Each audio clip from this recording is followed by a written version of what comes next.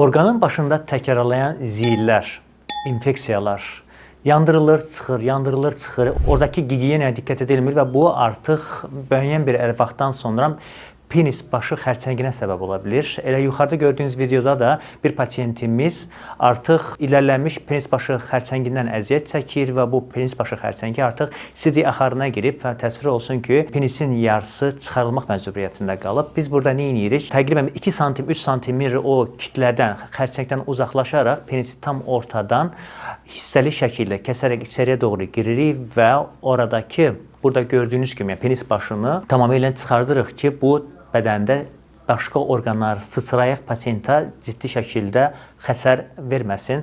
Təsəvvür olsun ki, bu əməliyyatdan sonra artıq cinsi orqan funksiyasının yarısını itirir, yəni sərtləşmə funksiyasını, hissiyyat funksiyasını itirir və bu orqan artıq sidiyə çıxmaq üçün istifadə olunacaq. Sizdə əgər ziyilləriniz varsa və yaxud da tədavi etdirmək istəyirsinizsə, mütləq dərəcədə bunun üstünə ciddi şəkildə düşünün. Qorunma vasitələrindən istifadə edin ki, buradakı ziyillər böyüyərək onkologiyalara səbəb olmasın. Bəli, penis xərçəngi doğrudan da ki, çox az görülən bir xərçəng növüdür. Yəni 1 milyonda 7 nəfərdə görsənir sadəcə. Amma bunun özü başlığında bir riskdir və siz özünüzü bu risklərdən qorumalısınız.